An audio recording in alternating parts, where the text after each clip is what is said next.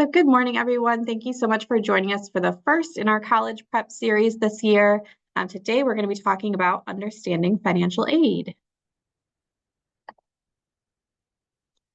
My name is Samantha Jackson. I am a college and career readiness consultant here at Kent ISD based in Grand Rapids. And I'm going to be joined today by Natalie Crane, who is the Director of Financial Aid at Aquinas College.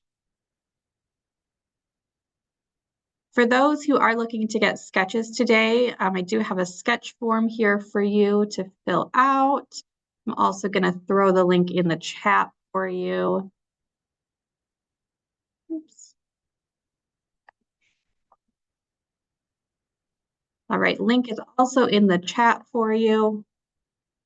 So go ahead and fill out that sketch form. And just so everyone knows, sketches are awarded for virtual sessions based on the time attended. So if you fill out this form and then log off, you're not going to get any sketches. So make sure that you are staying active during the whole session in order to get those sketches. And I will show the screen again towards the end in case anyone needs it. And I'll throw it in the chat a couple times. And for the session, it'll be that first session, October 1st. Understanding financial aid. Code is 241001.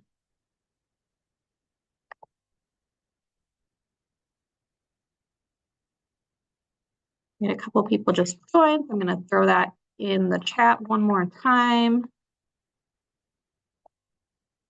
Again, I will also share this at the end again. So if you miss it, don't worry.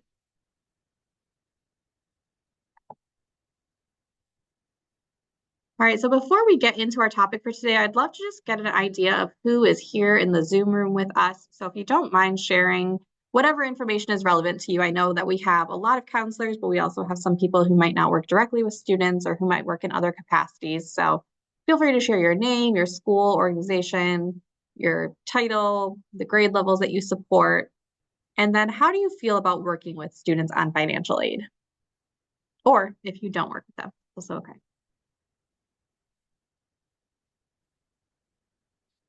Go ahead and throw that in the chat.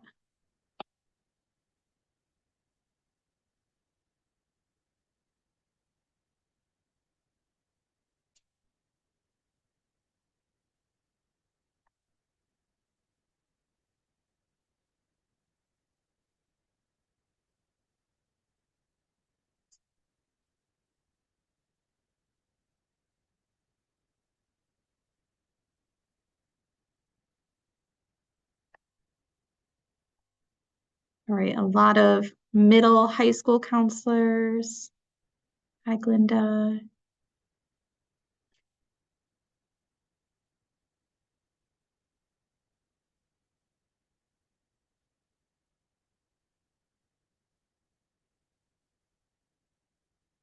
A lot of middle and high school, a couple of elementary, welcome. Hopefully this is still helpful information for you to know.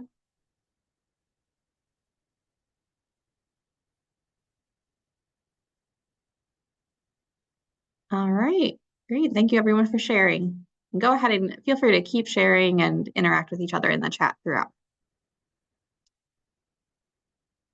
All right, so one thing I did want to make sure that everyone knows, kind of related to financial aid, is that October is Michigan College Month. So during the month of October, there are many schools. Most schools in Michigan already don't require application fees, but during the month of October, most other schools waive application fees for all students, so they don't need to be like low income or need-based, just waived. So if you want to, there's a QR code here with some additional information about institutions. Again, you'll get a copy of this PowerPoint, so you'll be able to have a copy of all of these different fee waivers.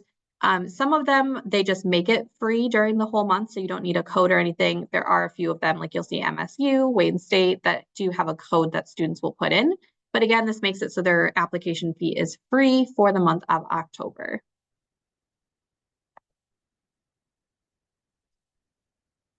All right,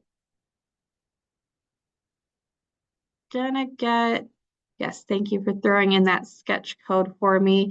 Yes, and again, most colleges, many colleges in the state of Michigan are always free, no application fee, which is great news. All right, so gonna get started with some quick true or false before we dive into our topic. So first question here, and you can just throw these in the chat or you can do like a thumbs up, thumbs down. True or false, only low income students qualify for financial aid. True or false?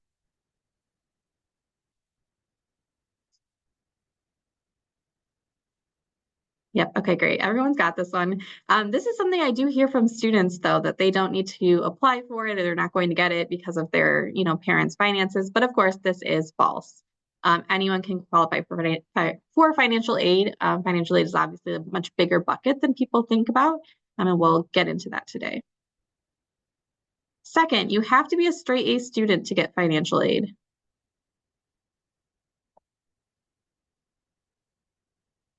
Yes, again, obviously false. 3, you only fill out the FAFSA to qualify for student loans.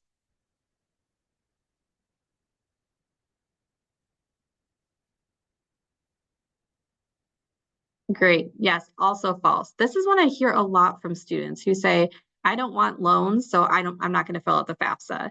When we'll talk about more later, the FAFSA is required for all different types of financial aid. Scholarships are only for academic or athletic achievements.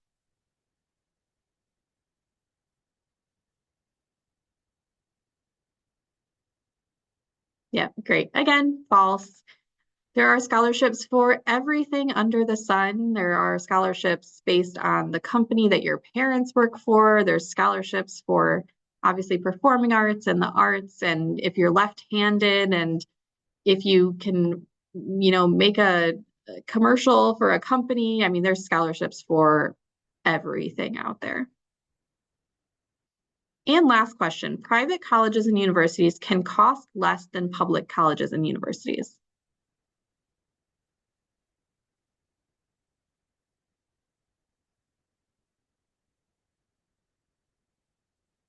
Yes, this one is of course true.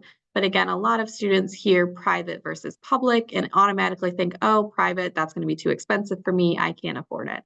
And so we'll talk a little bit more about that as well. So I'm going to stop sharing now and I'm going to let Natalie share her screen and get into our content for today. And if you have any questions throughout our session today, please feel free to put those into the chat. Or I think nope, there's no Q&A on this one. So just go ahead and throw those in the chat and we'll get to them as we can. Hello, everyone. My name is Natalie Crane. I am the Director of Financial Aid at Aquinas College. And so I like those questions because they lead to these perceptions that we continually have. When I was going to school, I never considered a private institution because I just thought there's no way. My parents aren't going to help me with college, so it's all on me. I just didn't know that it is and can be pretty affordable. So whoops, there we go. Okay, so if you have questions, you can type them in the chat. You can also raise your hand, but I can't see everyone on here, so I will rely on my colleague here to help me. So you can stop me at any time to ask questions. I just might say a lot of things in the next little bit here, so. All right, so most of you are familiar with the FAFSA. As nightmarish as it has been this past year, we are hoping to work through a lot of those issues. Today is October 1st, and so the Department of Ed is starting beta testing with certain subsets of students in order to make sure that this year's rollout is less problematic than last year's rollout. The majority of students will be able to fill out the form starting December 1st. I wouldn't expect anything earlier. I would expect December 1st. So that date you can mark on your calendars to just remind your students if they are, thinking about college after this year. It does need to be filled out each and every year. And then one of the questions I think was about loans, only having loans. The FAFSA is much more than that, especially for state of Michigan students, because the state of Michigan piggybacks off of the FAFSA. So you fill out one form and it does make the student eligible for both federal and state aid. And there's a lot of money that has recently been infused into the state aid programs. So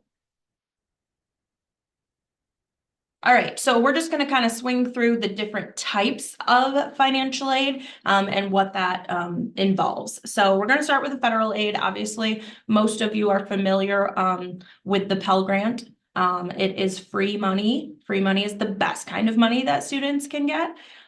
So that eligibility is based on completion of a FAFSA.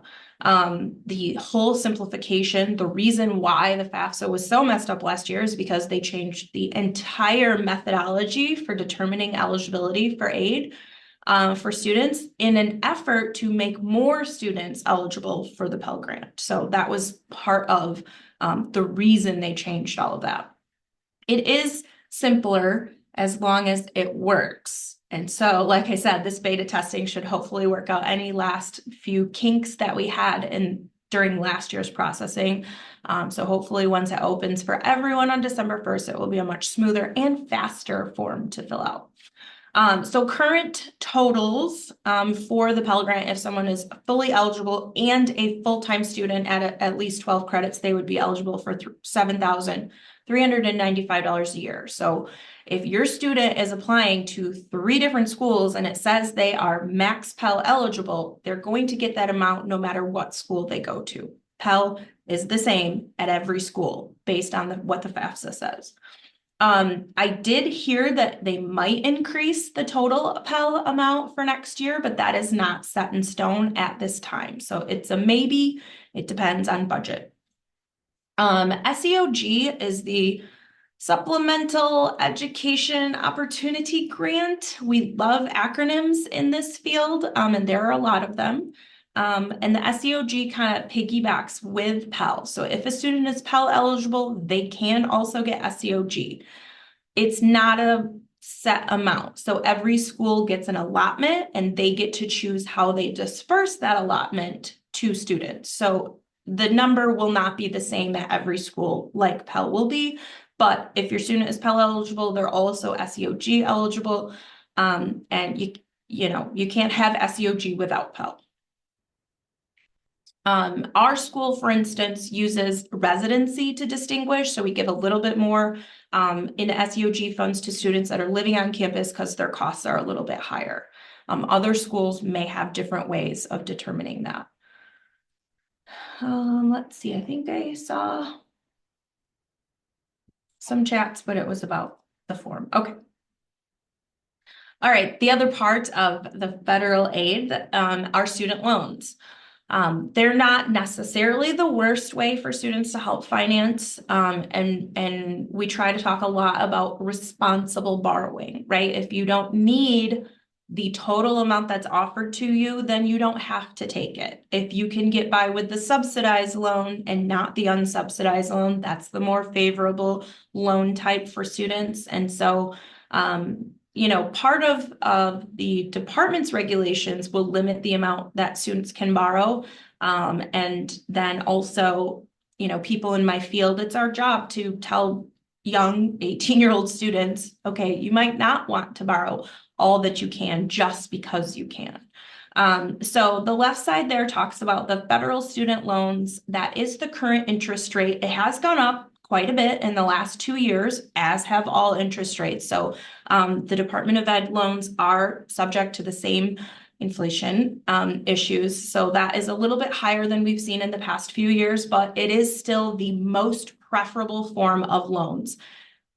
Hands down, the terms are the best for the federal student loan. So that's the primary and first preferred option. If a student has to borrow, that's what they should borrow first. And so the difference between the subsidized and unsubsidized loans are that there's no interest while the student is in school. They're on the sub loan. The unsubsidized will start accruing interest, but it's the smaller amount that is offered to students, so it is less accumulation of interest while they're in school. There is an origination fee, and that is roughly $10 for every $1,000 borrowed. That comes off the top of the loan before it gets credited to the student's account. So, and then terms are similar for a parent loan. A Parent Plus loan is an option after the federal student loans and all other financial aid. If there is still a gap and there's still a balance owed to the school, the parent has the option to be the borrower. It does require a separate application, and the parents will go to the same website and sign in with their same FSA ID to do that.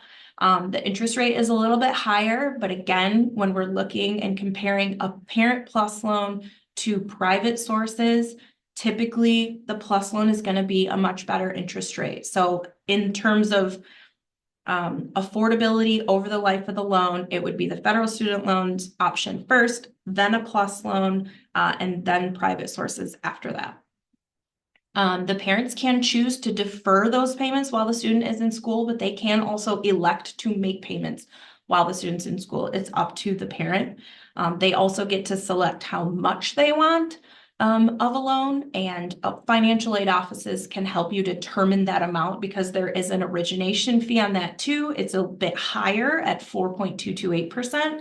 And so if you think, okay, they're borrowing $10,000 for the school year, that's $423 in a fee that's going to come off the top before it's credited to the student's account. So financial aid offices can help parents determine how much. So again, they're not over borrowing more than they need to.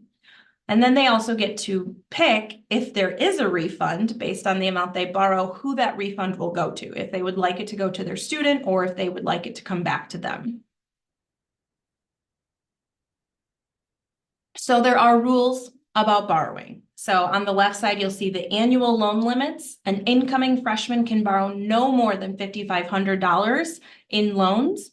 If they are a needy student and eligible for subsidized loans, that is based on need. So the FAFSA tells us if the student is eligible for subsidized loans, no more than $3,500 of that would be in a subsidized loan.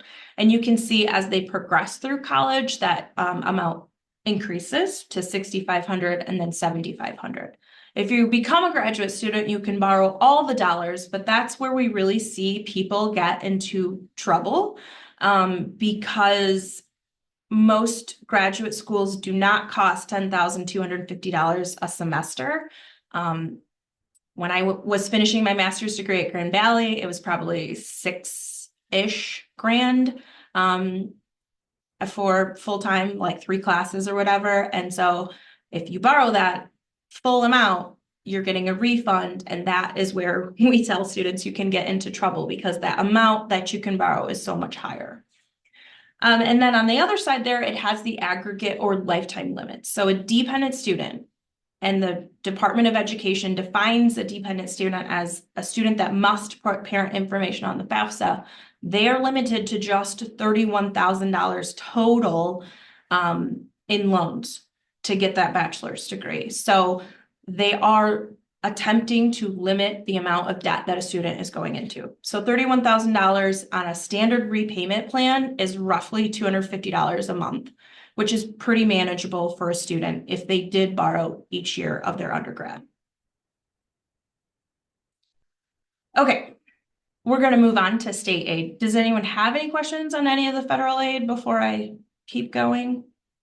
You can unmute and ask at any time. Okay, so a state of Michigan has some other programs that have kind of been eliminated, but students that are already awarded those will continue to get those until they're done. So they are grandfathered into those older programs. But these are the 2 main ones that we have here at Aquinas College. State aid also varies by type of college. So community college has a lot different programs that they can offer than a private or public institution. So some of these will differ. The big new one started in fall of 23 is the Michigan Achievement Scholarship. So that is for up to $5,500 a year. Students can get that fifth year if they need it. The requirement is basically an SAI of $30,000 or below. So SAI is the Student Aid Index. It's the number that is calculated from the FAFSA, and that tells us in financial aid what the student is eligible for. It determines if they're Pell eligible, it determines if they're eligible for Michigan Achievement Scholarship, and then it helps us determine more need at an institutional level. So when students say, I'm not going to bother filling out the FAFSA, I'll never get anything, that's really a misnomer, I guess you could say. It's not actually accurate because the threshold for Pell is pretty low. You have to have an SAI of around 6,000 or less to be Pell eligible. But this threshold of 30,000 SAI is much higher. So you can make more money and still be eligible for state aid, even though you might not be eligible for Pell. So it is important for students to fill out the FAFSA, regardless of what they think they're going to get. There's no deadline. Before, we had a lot of deadlines associated with state aid. You had to fill it out by March 1st or May 1st or July 1st. The deadline has varied since COVID, but there is no FAFSA deadline with this program. If the student is at 30,000, oops, I'm sorry, I went ahead, clicked ahead. If the student has that 30,000 or below SAI, they're automatically going to get 2,500. And then based on the school and their total of other financial aid, they could get up to that additional $3,000. So at a college such as Aquinas, our cost of attendance is high enough that literally all students will get that full 5,500. TIP is the other program. Oh, I see someone's coming in late. TIP is the other program that we offer that varies. There are two phases of TIP. TIP 1 is for associate's degrees. And since we at Aquinas mainly focus on bachelor's degrees, our TIP program starts in phase 2. So you have to have 56 credits or more to be eligible for TIP phase 2. If the student were to attend community college, they would qualify for TIP phase 1 if the Department of Health and Human Services has deemed them eligible. And so the schools can see who's eligible on the state aid websites. All right. Some of these newer programs are also tied to education. They're trying to increase the number of teachers that we have out there. I know I got a letter from the state of Michigan because I'm still certified as a teacher as well saying, would you like to come back to the classroom? So these programs are to help students in education prep programs. So the fellowship is up to $10,000 a year. It does depend on other financial aid, whether they can get that full $5,000 a semester. They do have to be a junior level and have a 3.0 GPA to qualify. They must be in an EPP, which is an educational preparation program. And it is a separate application on the state of Michigan's website each year, because each year they have to sign a commitment to teach, saying, if I'm going to get it this year, I am going to agree to teach in Michigan for X number of years. So the more years you accept the fellowship, the more years you must teach in the state of Michigan. So there is that caveat to that program, but it is quite a bit of money. So as students are reaching that third and fourth year of their teacher prep programs, this is really helpful for them. And then the separate program is the stipend. This is specifically for the student teaching semester. I remember doing my student teaching and not being able to work because I was taking grad courses and at the school all day. There's just no time for another job for a lot of students. So this program is really helpful because it is a stipend. It is a check that is cut to the student for $9,600 during that term that they're doing the student teaching. There is an application for that they have to submit, but as long as the school is confirming that they're doing their student teaching, they can be eligible for those funds.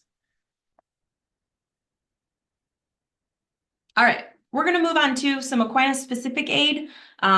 Many colleges have similar type awarding as far as merit-based scholarships. So these are awarded based on incoming GPA. Ours are available up to 5 years if the student needs that super senior year. And they just have to maintain the standards of academic progress at the collegiate level, which is mostly a minimum 2.0 GPA. So we are kind of doing a little bit of a revamping of our financial aid, leveraging what we're offering in merit scholarships, and then how we're going to meet students' need is going through a little bit of a revision right now. But this is established for next fall. So students starting next fall based on their GPA, and then if they're going to live on campus or not, would receive the following merit scholarships. So like I said, these automatically renew for these students. They're going to get it each and every year. That is guaranteed. These merit amounts typically for every field, no matter if you're a resident or commuter, it's going to be about half of your tuition. The residents have a little bit higher costs with housing tacked on, so they are getting just a bit more in that merit to help with that. All right. I guess I should go back for a second. We do have athletic scholarships as well. Those are dependent on the student connecting with coaches and being a part of the team and whatever the coach would like to offer that student. And then we do have some other programs. We do have TRIO SSS on campus for needy, low-income, first-gen type students. And then we do also have students are welcome to do like kind of outside scholarship searches as well, which we're going to cover in the next little bit here. So the fourth type, right? We've gone through federal aid, we've gone through some state aid, the Aquinas or institutional aid in general. I don't fully have our need portion, but as I said, with this revamp of our financial aid leveraging, we are going to meet the need. So the cost for a residential student versus a commuter is different because of the housing and meal plan, but we are committed to meeting the need wherever the student is. And so our packaging will reflect bridging that gap for them. All right, private sources are the last type of sources. There are a lot of things out there as far as outside scholarships. That's kind of what we refer to them as.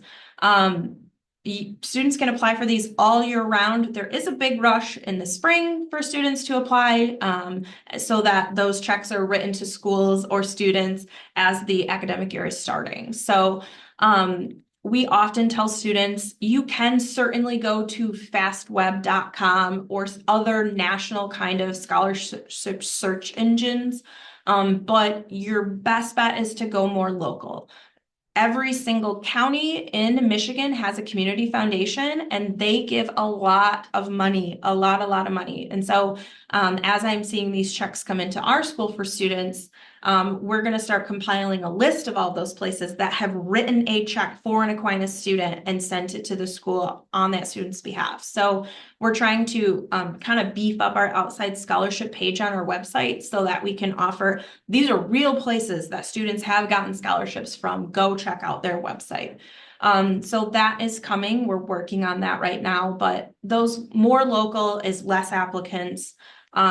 We always tell someone, if you take 1 hour to write an essay and you win $500 scholarship, like that's big money, man. I don't make $500 an hour, but that's pretty significant. And typically those go right towards cutting that student's out-of-pocket costs down.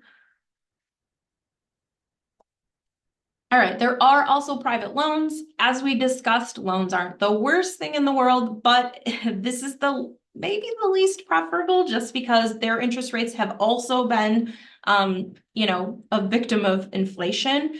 And so typically you're looking at, they're going to tell you there's a variable rate range and then there's a fixed rate range. Those are very much based on credit and debt to income ratio. Whereas the Parent Plus loan, most parents can get approved for that because it's more looking at adverse credit history and not a number of your credit score. So as long as parents don't have any major delinquencies or bankruptcies, most parents can get approved for a Plus loan. The private loans are in the student's name. And so with students not having well-established credit, it's often hard for them to secure a loan on their own. Now, the benefit to a private loan is they can elect a cosigner that's not a parent, an aunt, an uncle, a grandparent, a godparent. Anyone that's willing to lend their credit worthiness to the student could be a cosigner. So in some cases, parents may refuse to borrow for their student. They could ask someone else to help cosign that loan for them. There are lenders that will allow a cosigner release after a certain number of on-time payments by the student. Once they are in repayment, it can release the cosigner out of any responsibility for that loan. So we use Elm Select. It's just a way for students to view a lot of different lender options. You can go to elmselect.com, type in any school that uses them, and get a variety of options as far as lenders. I will tell you that often those lenders will offer scholarships as well. So I just had a meeting with the guy from Citizens. He said, hey, we give like a $1,000 scholarship every month of the whole year. And then at the end of the year, we do a big $15,000 scholarship. And the student doesn't have to do anything except drop their name in the hat. So the likelihood of winning, I don't know, but it's an option for students to just drop their name in the hat. Okay, this is sort of a good breaking point. Are there any questions before I continue on types of aid, qualifications, eligibility? Yeah, a couple of questions that came up. One question was kind of getting into FAFSA, but is there a quick way to determine SAI prior to completing FAFSA or getting like an estimate of SAI? There used to be some sort of estimator for that. I don't even know if that is still a thing. What you can do, if a student is particularly interested in a school is, so December 1st, if a student fills out the FAFSA on December 1st and gets all the way through the process and hits submit, it should tell them what their SAI is in that kind of confirmation information that they get. So if the student knows what their SAI is, they could go to the school and say, you know, maybe send the screenshot that says this is your SAI, and then ask for the school to do sort of an early estimate as far as what they might be eligible for financial aid. That would be an option, because I will say, even though it opens December 1st, it's going to be quite a while before schools are able to import that information from the Department of Ed and then turn around and make packages out of those imported information. So we're looking at mid-January, sorry, to like February before schools are going to start to send out award letters. So in that kind of intermediary time, you might be able to take your SAI and go to a school and say, what are we looking at here as far as aid eligibility? Otherwise, I don't know that there is a way to determine that before completing the FAFSA. Another Yes. question, what order do schools apply the different types of financial aid? So state versus federal versus institution aid. There is sort of a packaging order. I would say typically on our packages, you would see the merit listed first, and then any federal aid, so like Pell, SEOG. Then you're going to see some state aid if the student was eligible for MTG because they were grandfathered into that program, or if they have the Michigan Achievement Scholarship, you'd see that next. And then you're going to get down to maybe some institutional need-based aid. And then you're going to be looking at kind of those self-help type aid down towards the bottom, right? So self-help aid is the stuff that you got to do for yourself, right? So that includes loans. Student loans are considered self-help aid, not gift aid, right? Work study is also considered self-help. The student is working for a paycheck. And then plus loan, the parent plus loan, things like that would also be that self-help sort of towards the bottom. So pretty much all of the free aid is going to be listed first, and then all those other options, right? Work study can be offered to a student, but if they don't sign up for a job and start working those hours, they're not going to get that money. And sometimes you'll see, especially on like different types of scholarships, you'll see it called like last dollar aid, where essentially like if the student doesn't need that money, after all of those other things are dispersed on their account, then that money isn't going to be like reimbursed to the student. Like it only goes towards the actual cost of attendance. Yes, there are kind of tuition specific aid. And then the Michigan Achievement Scholarship, it has those two amounts listed because one of those is last dollar. So like I said, if you get that 30,000 SAI or below, the student's automatically going to get that 2,500. But the other 3,000 of that is a last dollar component. So you would have to take into account their merit, their Pell, their SEOG, I'm sorry, not SEOG, their the base amount, that 2,500 of the Michigan Achievement before you can see if they qualify for the rest of that full 3,000. So that one is called a last dollar component. And do you know for that one, does that include applying loans before, or would that come before loans were applied? No, that last dollar would be in the gift aid category before that self-help aid. And then I think last question right now I saw was about Parent Plus loans. I don't know if this is institution specific, but I know that there are some schools that will have parents will say, I'm not going to qualify for it. They have them apply for it. And then when they're denied, Yes. they Yep. can Yes. get. So the other good thing about the Parent Plus option is if the parent is approved, they can select the dollar amount that they want to give the student. If they're denied, then the student becomes eligible for more of the federal student loan. So we award loans based on a dependent or an independent basis. Independent meaning I don't need to put a parent on my FAFSA. Independent students are not, I'm paying for everything for myself, according to the Department of Ed. It means they are 25 or older, they're in graduate school, they are married or have children of their own. And then in some cases, if they were like in a legal guardianship or an orphan, ward of the state, things like that, they would qualify as independent. So their borrowing levels as an independent student is higher. And so a Parent Plus denial will make that freshman who's getting $5,500 in loans eligible for $9,500 in loans. They would get an additional $4,000 their freshman year offered to them in loans because of the denial. So it like either way, sometimes filling out that plus loan application is beneficial to the student either way. Okay, a couple of things. Verification is slowed down a little bit, but sometimes the Department of Ed wants us to kind of recheck information on the FAFSA. We should see less of this since they are importing the information directly from the IRS. We used to have to get copies of taxes and double check all the numbers. And in some cases that can still happen, but we're seeing less of that these days. I would just say if a student has anything that the financial aid office is asking them for, that they go ahead and figure out what that is, send back whatever information is necessary, because if the student doesn't follow up with verification, then they don't get that Pell money on disbursement day. So it's important to follow up if there are any requests from the financial aid office. Also, another reason it's so important for students to file a FAFSA is what if something changes? We know from COVID that people can lose their job at the drop of a hat.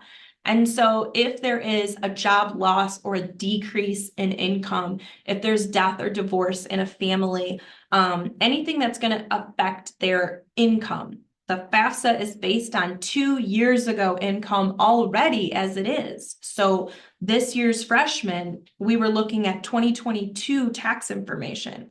If something's changed in 2 years, I want to know about it so we can go back in and recalculate that student's eligibility for aid. Many times, if you're going from 2 incomes to 1 in a family, that student is now either under that threshold for state aid, or they're under that threshold and they're now Pell eligible. So that's a way that we can help students. They don't always come to us and say, my parents are getting a divorce, what do I do? So it's good to encourage students to come and talk to us if there's anything that's going on. I would love to adjust someone because they won the lottery, right? And they got a one-time payout, right? Or a grandparent died and you inherited a sack of money, right? That's not continual income. It is a one-time. And so we can kind of take that out of the equation so that we're not skewing that student and making them ineligible for aid that normally they would have gotten otherwise. Okay. The last couple of slides I have are just going over some more acronyms that people find confusing. So I want to talk about the difference between a cost of attendance and direct costs. A lot of times we are forced to list a cost of attendance, but that does not mean that's what the student's going to be billed for. So when we think about cost of attendance, it's like a total budget of all costs that might be associated with attending college.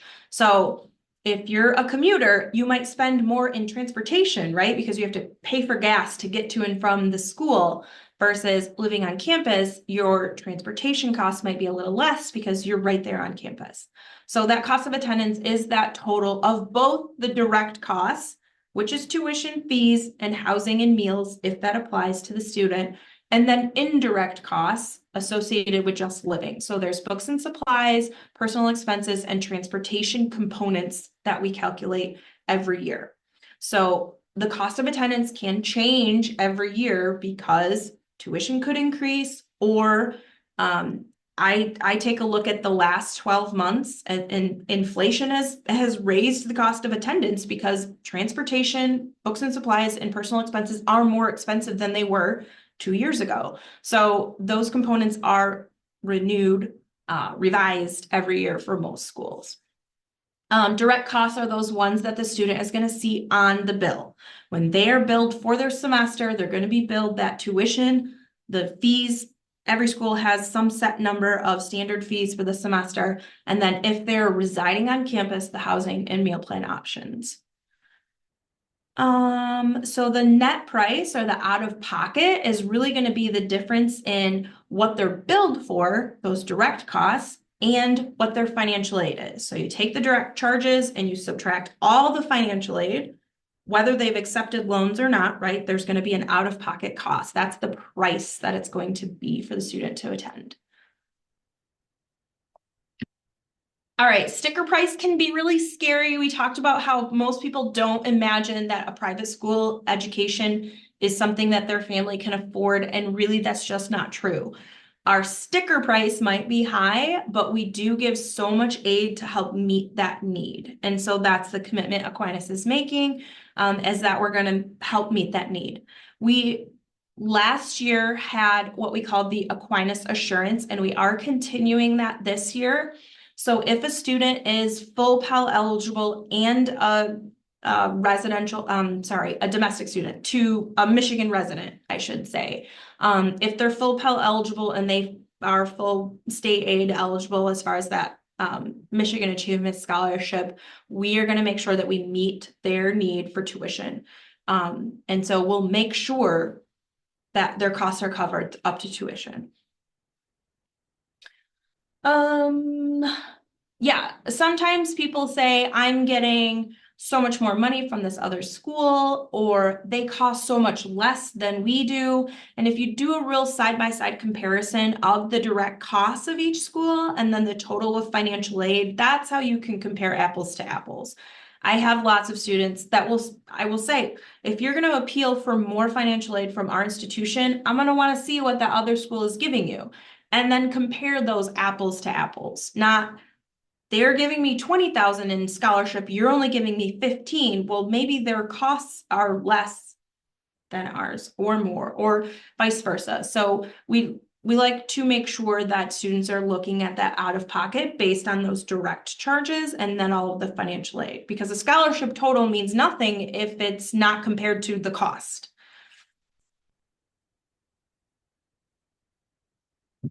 All right, this is just an example of our award letter. We're going to do, like I said, a little bit of revision because we're going to be adding For those students that are work study eligible, we're going to be letting them know right at awarding time, hey, you are eligible for an on-campus job. If you would like to work it, you can earn some money as you go through the semester. And then we're going to show how you can meet that out-of-pocket costs with other options like potentially the PLUS loan or whatever. So this is an example. You can see at the top here, this student is a commuter because in the direct charges, there's nothing listed for room and board. So the student would be commuting to campus. And then you can see the total of all the different kinds of scholarships. So that merit, 15,000, oops, I'm sorry, I clicked on the screen. 15,000 was on the lower end of our merit scale. And this is one from this current year. So the grid that I showed you was for next year. So they are a little bit different. The student is an athlete, so he got some athletic money. And then you can see the Michigan funds that are on there as well. He is meeting the total of tuition with this student. So you can see the direct charges and the financial aid total are the same. So this person really just has to, if they want to take the loans, they can have some extra money during the semester. Not every student is going to meet tuition, but our forthcoming letters for next year are going to show ways for them to meet that gap if there were an out-of-pocket cost. Please do not be afraid to encourage students to call and talk to financial aid. We have a lot of information, and talking about money is really scary for students because a lot of times they just don't understand. It's really scary for parents, especially if they've never done the college thing before, or this is their first kid going to college. We have lots of information, but we can also go over that information with them to help them break it down, to help them understand. We're not scary. We're here to help. And we just want to allow students to get the kind of information that's going to help them make those informed decisions about where they want to go. So, questions? That's all I have for you today. Does anyone have any questions? You can unmute or put it in the chat if you'd like. I did a lot of talking. Sometimes it's a lot to absorb. If you do have questions you want to send to either myself or the Kent ISD, we can communicate back and forth with you guys. Any questions?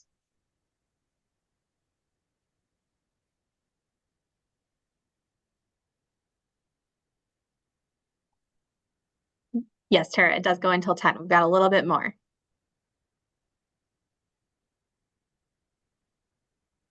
All right, not seeing any questions. Again, if you do, we'll make sure to share this info so you have that. And we'll be sharing the recording too. All right, thank you so much, Natalie, for sharing all of this information. Yes, you're welcome. Thank you guys for having me. You can feel free to reach out to our main email if you have further questions, or like I said, contact through the Kent ISD. I do have other meetings to attend to today, so I will be stepping out from this meeting, but thank you all so much for listening, and I wish you well. Thank you. Thanks.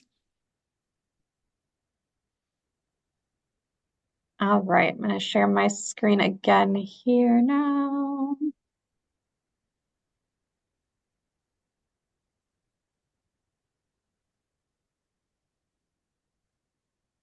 All right, so we have had a few people pop in, so I'm going to throw that sketch form in one more time. And I'll bring up that QR code again later. And the code was 41001. Okay. Code again, just in case anyone needs that. So yeah, in our last about 30, 40 minutes here, got just a few more things. We realized that it is not your job to be like the absolute experts in financial aid, but it is helpful. I know that you will get a lot of questions from students. They'll bring their financial aid packages to you with questions about it. So just good for you to have some more information about what all of those different types of aid are, the kind of changes. We are seeing a lot of schools, particularly in Michigan, a lot of the small privates are starting to do like meeting financial needs. So even if there's like a little bit of a gap, they're finding ways to fill that without students having to take out loans. So we are seeing kind of more of those things as well. All right, so for about the next, let's see, probably about 15 minutes or so, I'm going to break you up into breakout rooms to just have some time to chat with each other. I've got some prompted questions here. You are welcome to answer these or, talk about whatever else you would like related to financial aid. But some thoughts on questions, your biggest challenges when it comes to financial aid if you do work with students on financial aid. How do you provide education or guidance to students on financial aid? What strategies have you found effective in engaging parents in the financial aid process? And what resources or information do you still need? So I'm going to open up some breakout rooms now. Going to have about 3 to 4 people in each room. And again, we'll spend about 15 minutes there and then we'll come back and hopefully if anyone has like really great examples of things that you've done or questions that you still need answered, we will talk about that. I'm going to set this for 15 minutes. If my mouse will work, 15. All right. Okay, I'm going to go ahead and open up those rooms. So again, feel free to answer these questions or anything else that comes up for you.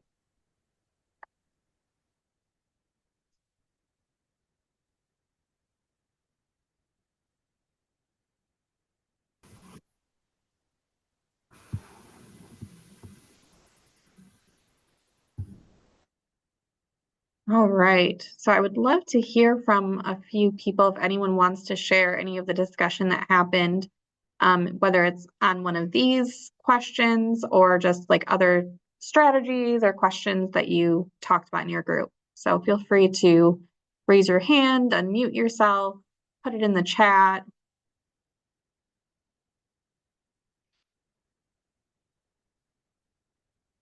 Okay, question. If a student returns to us for advice, wanting to go back to college after they have a degree, do they fill out the FAFSA? Yeah, so anytime a student is wanting to go to college, so whether that is going back for another associate's degree, if it's going to finish their bachelor's, whatever the case is, they should fill out the FAFSA, regardless if they're low income or not, just because most schools will use that to determine any eligibility for aid. So whether that's scholarships or grants or loans or whatever the case may be, all we should go ahead and fill out the FAFSA.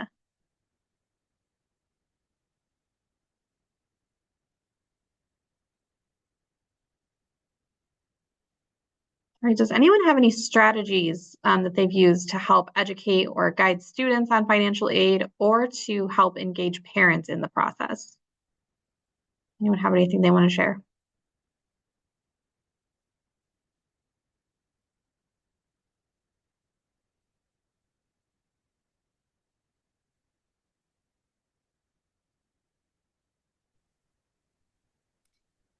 I can share what our group talked about. So Sarah in our group had mentioned that Grand Rapids Community College, their financial aid will help any student, whether they're going to GRCC or not. And they'll like actually do the FAFSA with them as long as they bring the stuff that they need, which was really helpful information. Yes, absolutely.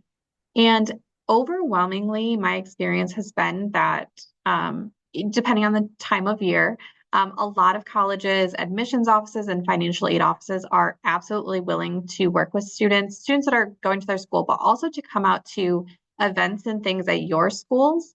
So if you need connections to those people, particularly if you're here in Kent County, I'm happy to help make those connections. But if you ever are just like, I just need to reach out to someone, let me know and I can help you get connected to those people as well. Another thing we didn't mention with the rollout of the new FAFSA and all of the challenges with that, there's been a lot of work on through MCAN and other nonprofits to help with getting students to complete the FAFSA. So MCAN does have certified financial aid specialists who are people that there's a whole list of them, and I can share that in the resources after as well. a whole list of people that are willing to work individually with your students and families or come to events at your schools to help with the FAFSA process specifically.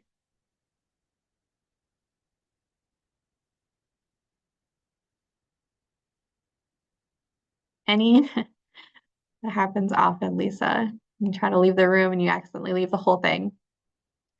Any other strategies anyone wants to share, or challenges or questions or things that you feel like you still need? I would say a challenge for us is that we hold events. I'm at East Kentwood, and so a high needs population. And so we'll hold multiple FAFSA help events, sometimes even at different locations around our district if parents can't make it up to school, and still get minimal parent participation in it. Yep. And so I'm just curious what some of the schools are doing to try to get more parents to come up to those events. Because obviously, as counselors, we're limited in how much of the FAFSA we can help a student with. Their parent needs to do part. Absolutely. Does anyone have any things that have worked well for you?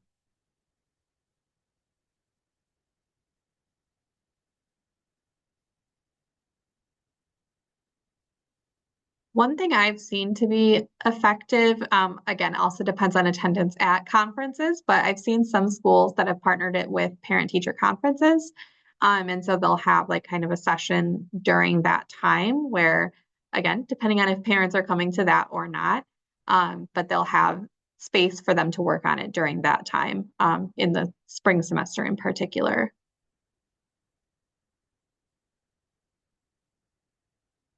Any other strategies that have worked for people to try to engage parents?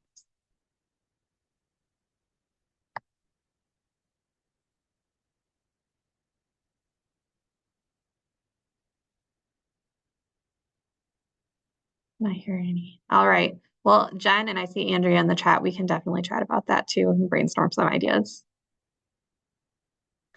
All right. So I've got just a few additional resources to share with you before we wrap up here. So yes, of course, we highly recommend that students are looking at their local resources first. So if you have school-specific scholarships, if you have a community foundation of some sort that offers scholarships, that is going to be their best bet to get money. But there are tons and tons and tons of scholarship tools out there for them to use to search. I have just a few of those listed here.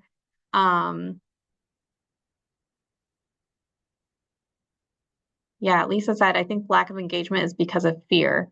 Absolutely. And some of it is just the unknown of the process. Again, some of it is, that thought that financial or that, doing FAFSA is only for specific types of aid. Time is definitely a consideration. Absolutely. But yeah, so I just have a few of those scholarship resources listed here. These are all free for students to use.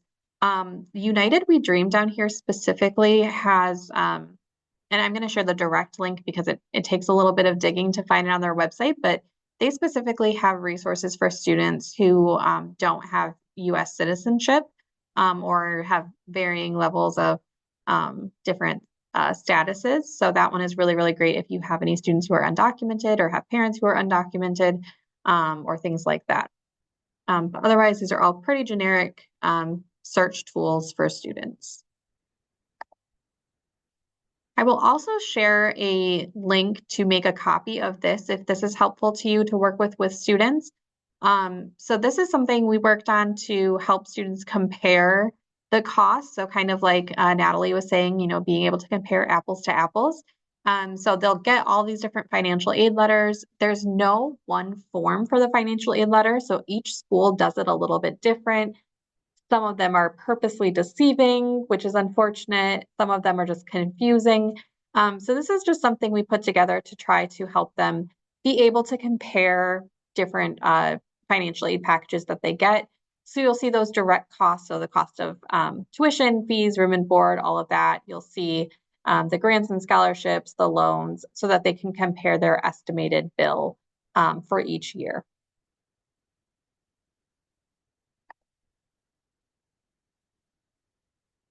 All right, that does have a list of some of our upcoming events. So there are 3 other sessions in our college prep series. So these are all worth 1.5 college sketches. So the next one is in November. It's you majored in what? Specialized programs and unique college majors. So I have a few admissions reps that are going to be on that call. So I have, I believe, Kettering, Cleary University, Northwood, and someone else I'm forgetting right now. But they're going to be talking about kind of some of those more specialized colleges. So, business colleges, engineering colleges, and how those might differ from kind of your traditional or typical four-year college. And then also going to be talking about just some fun, unique college majors that exist at, some of the bigger colleges as well. February 25th is going to be finding community on campus, what to look for in a campus community. So last year we did a session on HBCUs, Hispanic serving institutions, tribal colleges. This session is going to focus on, students that want to go, primarily to an in-state school like a GVSU or MSU or Ferris. How do they still find that support that they might need on campus and find their community? April 22nd is going to be our College 101 for K through 8. And then I just put a few of our upcoming events for some of our other series. So October 8th, we're having a Careers in Technology panel. October 22nd, a how-to series on how to create a bank of employer partners. And then November 12th is going to be a session focused on informational interviews. You can find all of our upcoming events and register for any of those on the PD Hub, and I'll include a link to that in the follow-up email as well.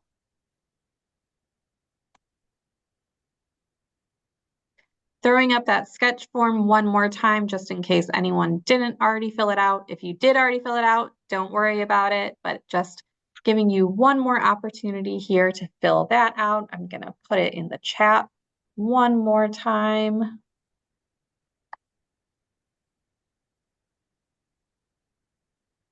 There is that link one more time, just in case anyone needs it.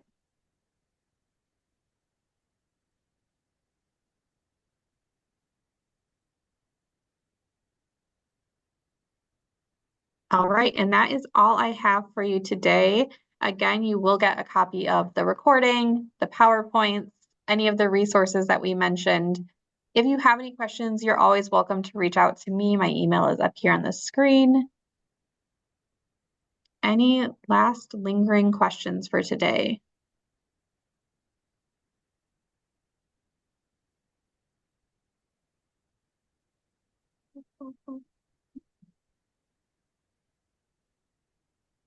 All right, not seeing anything, but just in case you do, I will stick around here for just a couple minutes. So let me know if you do have any questions. Otherwise, I hope you all enjoy the rest of your Tuesday.